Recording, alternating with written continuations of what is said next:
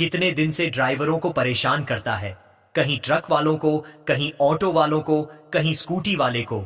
नहीं मानता तो फिर ले। जिले की आईपीएस अफसर साक्षी वर्मा एक ऑटो में बैठकर अपने घर जा रही थी।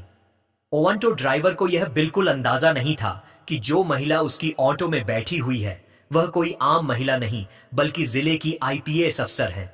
साक्षी काले रंग की साड़ी पहनी हुई थी और देखने में वह बिल्कुल एक आम सी महिला लग रही थी। वह अपने भाई की शादी में शामिल होने के लिए छुट्टी लेकर अपने घर रामपुर जा रही थी। साक्षी ने सोचा कि अपने भाई की शादी में वह आईपीएस अफसर के रूप में नहीं बल्कि सिर्फ एक बहन के तौर पर जाएंगी।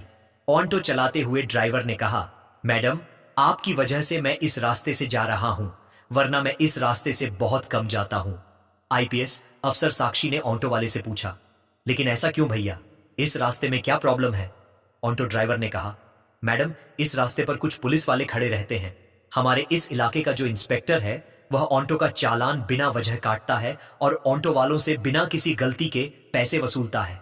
और अगर इंस्पेक्टर की बात नहीं मानते तो वह लोगों के साथ मारपीट करता है। आज पता नहीं मेरे किस्मत में क्या लिखा है। ऊपर वाला करे कि इस टाइम पर वह इंस्पेक्टर रास्ते में ना मिले, वरना वह बिना गलती के मुझसे वसूल करेगा। आईपीएस अफसर साक्षी मन ही मन सोच रही थी, क्या सच में यह ऑटो ड्राइवर जो कह रहा है वह सच है? क्या वाकई यहां के थाने का इंस्पेक्टर इतना गलत काम करता है? थोड़ी ही दूर आगे बढ़ने पर उन्होंने देखा कि सड़क के किनारे इंस्पेक्टर रमेश सिंह अपने साथियों के साथ खड़ा था और वाहनों की चेकिंग कर रहा था। जैसे ही ऑटो उनके सामने पहुंचा, इंस्पेक्टर रमेश सिंह ने लाठी से इशारा करके ऑटो को रोक दिया। फिर इंस्पेक्टर रमेश गुस्से में बोला, अरे ओ पायलट, नीचे उतर।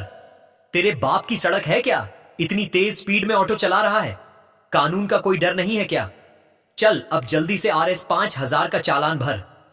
इतना कहकर इंस्पेक्टर ने चालान बुक निकाल ली। ड्राइवर सुरेश डरते हुए बोला, साहब, मैंने कोई नियम नहीं तोड़ा। आप किस बात का चालान काट रहे हैं? कृपया ऐसा मत कीजिए। मेरी कोई गलती नहीं है और अभी मेरे पास इतने पैसे भी नहीं हैं। मैं आपको 5000 कहां से दूं? यह सुनकर इंस्पेक्टर रमेश और भड़क गया। उसने ऊंची आवाज में कहा, ज्यादा जुबान मत चला मेरे सामने। पैसे नहीं है तो ऑटो क्या फ्री में चलाता है? जल्दी से ऑटो के कागज निकाल। कहीं यह ऑटो चोरी का तो नहीं है? ड्राइवर ने जल्दी से सारे कागज निकालकर दिखा दिए। कागज बिल्कुल ठीक थे, सब कुछ पूरा था, लेकिन इंस्पेक्टर रमेश ने फिर भी कहा, कागज तो सही है लेकिन चालान तो भरना ही पड़ेगा। अब 5 नहीं तो 3000 ही दे, वरना तेरी ये ऑटो अभी सीज कर दूंगा। पास ही खड़ी आईपीएस अफसर साक्षी वर्मा यह सब कुछ ध्यान से देख और सुन रही थी। उन्होंने देखा कि किस तरह इंस्पेक्टर रमेश सिंह एक गरीब और मेहनती ऑटो ड्राइवर को बिना वजह परेशान कर रहा था, उससे पैसे वसूलने की कोशिश कर रहा था। उनके मन में गुस्सा तो आया, पर उन्होंने खुद को शांत रखा ताकि पहले पूरी सच्चाई समझ सकें और फिर सही समय पर कार्यवाही कर सकें। ऑटो ड्राइवर ने डरते हुए इंस्पेक्टर रमेश से कहा, साहब, इतने पैसे मैं कहां से लाऊं? अभी तक तो सिर्फ 300 की ही कमाई हुई है। मैं कैसे आपको 3000 दूं? कृपया छोड़ दीजिए साहब, जाने दीजिए। मेरे छोटे छोटे बच्चे हैं, मैं गरीब आदमी हूं, दिन भर मेहनत करके अपने परिवार का पेट पालता हूं। मुझ पर रहम कीजिए साहब। लेकिन इंस्पेक्टर रमेश सिंह को जरा भी दया नहीं आई। वह गुस्से में भर उठा। उसने ड्राइवर का गिरेबान पकड़कर उसे बुरी तरह मारने लगा और चिल्लाते हुए बोला, जैसे नहीं है तो ऑटो क्यों चलाता है? तेरे बाप की सड़क है क्या जो इतनी स्पीड में ऑटो चलाएगा? ऊपर से मुझसे जुबान लड़ाता है। चल, तुझे थाने का मजा चखाते हैं। इतना सुनते ही आईपीएस अफसर साक्षी खुद को रोक नहीं पाई। वह तुरंत आगे बढ़ी और इंस्पेक्टर के सामने खड़ी होकर बोली, इंस्पेक्टर, आप बिल्कुल गलत कर रहे हैं। जब ड्राइवर ने कोई गलती नहीं की तो आप उसका चालान क्यों काट रहे हैं? ऊपर से आपने उसके साथ मारपीट किया। यह कानून का उल्लंघन है। आपको कोई हक नहीं है किसी गरीब पर इस तरह का अत्याचार करने का। इसे जाने दीजिए। इंस्पेक्टर रमेश सिंह पहले से ही गुस्से में था। साक्षी की बात सुनकर वह और भड़क गया। उसने ताव में आकर कहा, अच्छा, अब तू मुझे सिखाएगी कि कानून क्या होता है। बहुत जुबान चल रही है तेरी। लगता है तुझे भी जेल की हवा खिलानी पड़ेगी। चल, अब दोनों एक साथ जेल में रहना, वहीं चलाना अपनी जुबान। साक्षी का चेहरा गुस्से से लाल हो गया, पर उन्होंने अपने आप पर काबू रखा। वह देखना चाहती थी कि यह इंस्पेक्टर आखिर किस हद तक गिर सकता है। रमेश सिंह को यह जरा भी अंदाजा नहीं था कि उसके सामने खड़ी यह साधारण सी साड़ी पहनी महिला कोई आम औरत नहीं, बल्कि जिले की आईपीएस अफसर साक्षी वर्मा है। रमेश सिंह ने अपने साथियों को आदेश दिया, चलो दोनों को थाने ले चलो, वहीं देखेंगे इन दोनों की कितनी जुबान चलती है। तभी 2 पुरुष कांस्टेबल और 2 महिला कांस्टेबल तुरंत आगे बढ़े और उन्होंने ड्राइवर और आईपीएस अफसर साक्षी को पकड़ लिया। जब वे थाने पहुंचे तो इंस्पेक्टर रमेश सिंह ने कहा, इन्हें यहीं बैठा दो, अब यहां देखते हैं ये दोनों क्या करते हैं। इनकी औकात तो इन्हें दिखानी पड़ेगी। हवलदारों ने दोनों को एक बेंच पर बैठा दिया। रमेश सिंह कुर्सी पर बैठा ही था कि तभी उसके मोबाइल पर एक कॉल आया। उसने कॉल उठाते हुए कहा, हां, आपका सब काम हो जाएगा, उस केस में आपका नाम नहीं आएगा, बस मेरे पैसे तैयार रखना, टेंशन मत लो, मैं आपका सारा काम कर दूंगा। आईपीएस अफसर साक्षी वर्मा और ऑटो ड्राइवर दोनों बैठकर यह सब सुन रहे थे। साक्षी मन ही मन सोच रही थी, यह इंस्पेक्टर न केवल सड़कों पर लोगों को परेशान करता है, बल्कि थाने के अंदर भी रिश्वत लेकर काम निपटाता है। वह गरीबों को लूटता है और उनका हक मारता है। साक्षी ने गुस्से को दबाए रखा। वे जानती थी कि अभी तात्कालिक गुस्से में कुछ करना ठीक नहीं होगा। असली मुकाबला सबूतों और सही तरीके से करना है, ताकि पूरा पुलिस प्रशासन और शहर यह देख सके। पास बैठा ऑटो ड्राइवर परेशान था। वह अपने घर और बच्चों की चिंता कर रहा था। साक्षी ने उसकी तरफ देखा और शांत स्वर में कहा, आप घबराइए मत, यह इंस्पेक्टर आपका कुछ नहीं कर पाएगा, मैं आपके साथ हूं। मैंने सब देख लिया है और मैं इसे बेनकाब करूंगी। आप निश्चिंत रहें, आपकी कोई गलती नहीं है, आप सुरक्षित हैं। मैं कोई आम महिला नहीं हूं, मैं आईपीएस अफसर साक्षी वर्मा हूं। मैं इस इंस्पेक्टर के सारे काले कामों का पता लगा रही हूं, इसीलिए अभी चुप रहकर सब देख रही हूं, फिर सब साफ करके इसकी औकात लोगों के सामने दिखाऊंगी। यह सुनकर ऑटो ड्राइवर को थोड़ा सुकून मिला।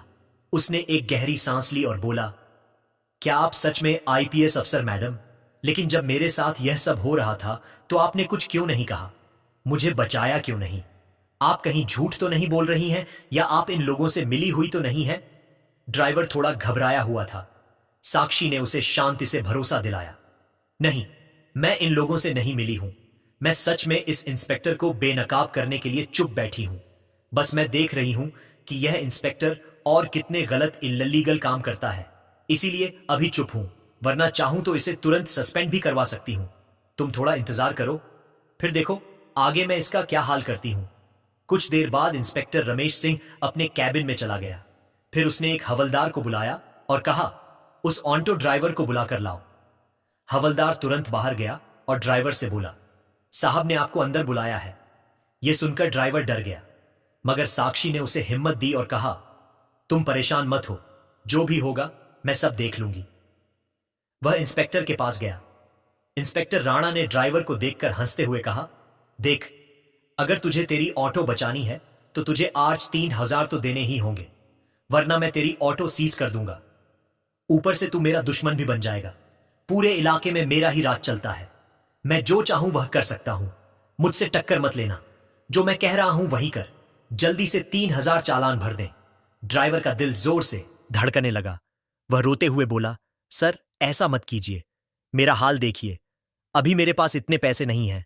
मैं आपको RS 3,000 कैसे दूं? प्लीज मुझे छोड़ दीजिए, मेरे घर में छोटे छोटे बच्चे हैं, मैं उन्हें क्या खिलाऊंगा?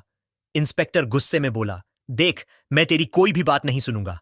पैसे दे, वरना तू बर्बाद होगा, तेरे परिवार को भी नुकसान होगा। अब पैसे तो तुझे देने पड़ेंगे। डर की वजह से ड्राइवर ने झट से जेब से आज 2,000 निकालकर इंस्पेक्टर को दे दिए और कहा, मेरे पास बस इतना ही है, प्लीज ये रख लीजिए और मुझे जाने दीजिए। इंस्पेक्टर पैसे लेते हुए बोला, ठीक है, जा, बाहर जाकर बैठ जा, और अब उस औरत को भेज जो तेरे साथ आई थी। ऑटो ड्राइवर बाहर आया और बोला, मैडम, अब साहब आपको बुला रहे हैं। साक्षी बिना झिझक उठी और अंदर चली गई। इंस्पेक्टर रमेश सिंह ने पूछा, नाम क्या है तुम्हारा? साक्षी ने आत्मविश्वास भरी आवाज में कहा, मेरे नाम से आपको क्या मतलब है? आप अपनी बताइए, आपने किस लिए बुलाया है? इंस्पेक्टर हैरान रह गया। उसे विश्वास नहीं हो रहा था कि एक आम औरत इतनी हिम्मत और आत्मविश्वास के साथ उससे इस तरह बात कर रही है। वह बोला, देखो, ज्यादा अकड़ मत दिखाओ, हमारे पास हर अक्कड़ की दवा है। अभी 2 डंडे पड़ेंगे तो सब अकड़ निकल जाएगी। अगर घर जाना है तो जल्दी से 2000 निकालो, वरना जेल की हवा खानी पड़ेगी। साक्षी ने बेखौफ होकर जवाब दिया, मैं आपको RS1 भी नहीं दूंगी। मैंने कोई गलती नहीं की है। आप मुझसे किस बात के पैसे मांग रहे हैं? बिना वजह आपको पैसे देने का क्या मतलब? आप कानून का पालन कर रहे हैं या खुद कानून तोड़ रहे हैं? आपने जो यह वर्दी पहनी है उसका मतलब क्या? सिर्फ गरीबों को डराना है, उनसे पैसे ऐंठना है। क्या यही आपकी ड्यूटी है? यह सुनकर इंस्पेक्टर रमेश सिंह भड़क गया। उसने गुस्से में हवलदार को बुलाया और चिल्लाते हुए कहा, अभी इस औरत को जेल में बंद करो। हवलदार ने आदेश मानते हुए IPS अफसर मैडम को लॉकअप में डाल दिया। किसी को भी इस बात का अंदाजा नहीं था कि आज जो कुछ हो रहा है उसके नतीजे कितने गंभीर होने वाले हैं। साक्षी बिना कुछ बोले शांत खड़ी रही। उनकी आंखों में गुस्सा नहीं बल्कि दृढ़ निश्चय झलक रहा था। कुछ देर बाद थाने के बाहर एक पुलिस की गाड़ी आकर रुकी। गाड़ी से IAS हितेश कुमार बाहर निकले। उनके चेहरे पर गुस्सा साफ झलक रहा था। वे सीधे थाने के अंदर गए और एक हवलदार से बोले, सुना है यहां किसी औरत को लॉकअप में बंद किया गया है। हवलदार थोड़ा अटक कर बोला, हां सर, लेकिन क्या हुआ है? तभी अंदर से इंस्पेक्टर रमेश सिंह बाहर आया और बोला, कौन है रे? क्या बात है? हितेश कुमार ने उसे देखते हुए कहा, सुना है तुमने किसी औरत को लॉकअप में डाल दिया है। मुझे वह देखनी है। रमेश सिंह बोला, हां, डाला है, चलिए दिखाता हूं। इतना कहकर इंस्पेक्टर रमेश अधिकारी हितेश कुमार को लेकर लॉकअप के पास गया। उसे जरा भी पता नहीं था कि अब जो होने वाला है वह उसकी जिंदगी का सबसे बड़ा झटका बनने वाला है। लॉकअप में बंद महिला को देखकर हितेश कुमार चिल्ला उठा, यह तुमने क्या किया? तुम्हें पता है यह कौन है? यह हमारी जिले की IPS अफसर मैडम है। तुमने इनको लॉकअप में डाल दिया। रमेश सिंह के पैरों तले जमीन खिसक गई। वह डरते हुए बोला, ये IPS अफसर मैडम है, मुझे बिल्कुल अंदाजा नहीं था। हितेश कुमार ने तुरंत हवलदार को इशारा किया। हवलदार ने लॉकअप खोला और साक्षी बाहर आई। साक्षी ने शांत और ठंडी आवाज में पूरी बात हितेश को बताई कि कैसे रमेश सिंह ने ऑटो ड्राइवर को रोककर पैसे मांगे, कैसे उसने ड्राइवर के साथ मारपीट की, कैसे उसने उन्हें और ड्राइवर को थाने ले जाकर परेशान किया और बाद में लॉकअप में बंद कर दिया। साक्षी ने बताया कि वे सब कुछ देख रही थीं ताकि इस इंस्पेक्टर की करतूतों को साबित किया जा सके। हितेश समझ गया कि मामला बहुत गंभीर है। वह तत्काल बाहर निकले, आगे की कार्यवाही शुरू की। सबसे पहले उन्होंने आधिकारिक चैनलों के जरिए अपने वरिष्ठ अधिकारी ASP CO को मामले की जानकारी भेजी। ASP ने रिपोर्ट देखकर स्थिति गंभीर पाई और उन्होंने जिले के प्रशासन को नियमों के अनुसार आधिकारिक सूचना भेजी। जिलाधिकारी DM को आधिकारिक माध्यम से मामले की जानकारी दी गई और कहा गया कि यह मामला तत्काल उच्च स्तरीय जांच मांगता है। DM और SP दोनों ही मामले की गंभीरता देखते हुए थाने पर पहुंचे। DM ने रमेश सिंह से पूछा, तुमने किस अधिकार से किसी महिला को इस तरह थाने में ठहराया और बिना वजह लॉकअप में डाला? DM ने स्पष्ट कहा कि यह कार्य कानून का उल्लंघन है। गरीब नागरिकों से रिश्वत मांगना और जानबूझकर पिटाई करना आपराधिक कृत्य है। उन्होंने तुरंत निर्देश दिया कि मामले की जांच कराई जाए। संबंधित के खिलाफ आपराधिक कार्यवाही और अनुशासनात्मक कदम उठाए जाए। साक्षी ने कहा कि वह इस मामले में गवाही देंगी और साथ में ऑटो ड्राइवर भी गवाही देगा। DM ने तुरंत संबंधित ESP और विजिलेंस विभाग को निर्देश दिए कि वे मामले की पूरी जांच करें। उन्होंने कहा कि इंस्पेक्टर रमेश सिंह के खिलाफ तुरंत अनुशासनात्मक और आपराधिक कार्यवाही की जाए और पीड़ित ऑटो ड्राइवर और IPS अफसर साक्षी वर्मा को इंसाफ दिलाया जाए। साक्षी ने DM को पूरी घटना विस्तार से बताई।